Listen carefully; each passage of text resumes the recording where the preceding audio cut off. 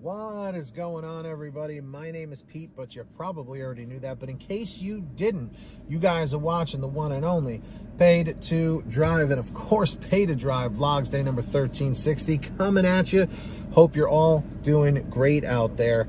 If this is your first time here, first and foremost, welcome. If you drive for apps like Grubhub, DoorDash, Uber Eats, or any of the others, you're in the right place to stay up to date with what is going on in the gig economy, everybody. That's right. Get started right now for free. Hit that free red subscribe button down below. I'll give you a second to do that, and tap that little notification bell to the right. Set it to all so you're always notified every time I post something new on the channel here. And of course, if you wouldn't mind, please hit that like button down below. Just lets YouTube know I'm doing a good job. And let's jump into the email, Triple Lindy style, like Thornton Mellon. What movie is that? All right. So this person wanted to remain anonymous, so they simply left their name as John Doe. All right. So listen up and let me know in the chat or the comments what you think the outcome of this is going to be for this driver. So he goes, "Hey, Pete, I dropped off an order and got a phone call from the diner a few minutes later. She let me know that the restaurant forgot to include some items. The bag was sealed, so it wasn't on me. So I told the lady to contact customer service, but I heard the frustration in her voice, so I told her that I would have them call her. I've done this several times before with no problem. I contacted customer service and they put me on hold, and they contact the diner and refund the missing items. So far, so good. Well, this time I called customer service or driver care, and the agent told me not to worry about it. And if the lady calls back, don't answer the phone." And he puts WTH, like, what the hell? "I really don't like doing bad business, and I wanted to text the diner through the app, but was skeptical. I'll bet they can see that, so I was really just waiting for her to call back, but she never did. So I'm hoping she reached out to customer service after not hearing from anyone. What type of shenanigans is going on? I hope this is not a bad review on my record, because I tried to be as customer service friendly as I could. John Doe." So to Mr. John Doe, for those of you guys watching, it is a Grubhub order, Grubhub customer care experience. I probably should have prefaced that in the beginning, but the same situation can really apply to DoorDash or Uber Eats or any of the other apps as well. John, what you did is you did everything right, okay? When I'm out there, customer service is my top priority, okay? Just like it should be for all of you guys. Obviously, we are a top priority to make money, but if the customers are happy, it will usually reflect in better, tips and better service and stuff in the future for both parties, okay? Luckily, with Grubhub, you don't really have to worry about the customers leaving the bad ratings or bad reviews, kind of like they do on DoorDash, which, like I said, I am not a fan of, and I feel like DoorDash is way too trigger happy with deactivating drivers for low ratings from disgruntled customers. Like, for instance, I've heard of situations where the customer says, "I want extra ketchup," or extra ketchup packets. And that's on the restaurant. That's not on us to put the ketchup packets in the bag. We can read the note, we can look at it, and let the takeout person know, "Hey, are there extra ketchup packets in there?" But what happens is the customer thinks that maybe we're like the one doing it. So they'll give us the bad rating, and then we get deactivated, At least with Grubhub, you don't really have to worry about it. And it is true. They said if the customer does call you, you do not have to answer the phone.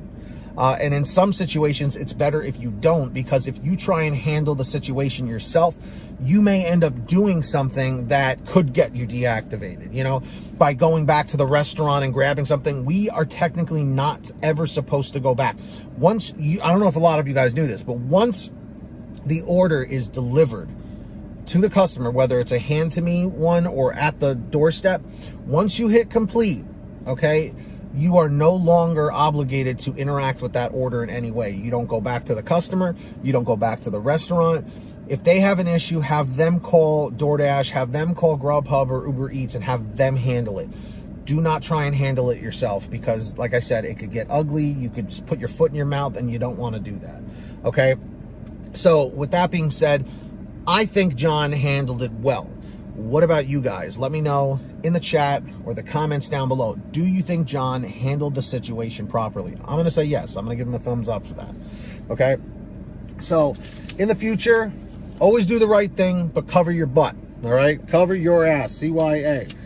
And of course, if any of you guys ever want to send me anything, email me at paytodrivestories@gmail.com. That's the best place to reach me. All right? Or if you'd like a quicker response, you could also message me through the Patreon app. Link is in the description down below this video. Click show more, or it's in the pinned top comment at patreon.com/paid2drive. You can go and sign up on there. And anyone who signs up, I give you shout outs in all my new videos. So when you hear your name called, say, "Hey Pete, I heard my name."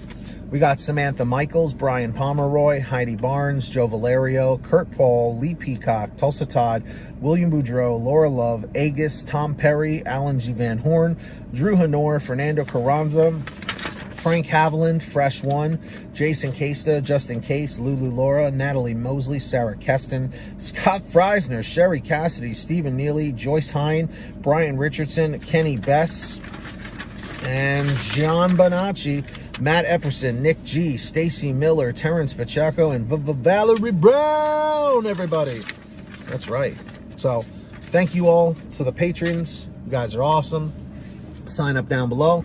And also, down below in the description is the free download link for the free gas app called Get Upside. So, here's how it works. Look in the description down below. Look at the bottom.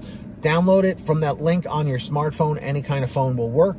All you have to do is go to your gas station, pump your gas, print out your receipt, take a picture of your receipt with the Get Upside gas app, and within 48 hours or so, you'll get anywhere from 15 cents to 45 cents a gallon back, which is pretty fantastic.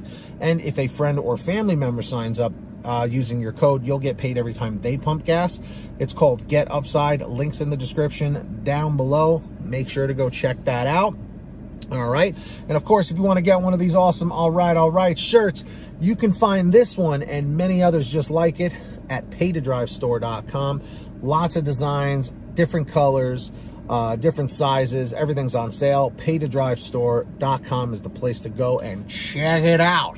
All right. And if you made it to the end of this video, simply leave a comment saying END718, END718. Just lets me know you made it to the end of the video. And of course, hit that free red subscribe button down below. You haven't done it yet, have you? Turn on that notification bell and set it to all, ALL, so you're always up to date with what's going on in the gig economy and every time I post something new. And of course, hit that like button on your way out. Just lets YouTube know I'm doing a good job. I really appreciate it. And until next time, get that money, get that honey, keep hustling and keep bustling, and we'll see you next time right here on Paid to Drive and Paid to Drive Vlogs. Take care, drive safe, and we'll see you on the next one.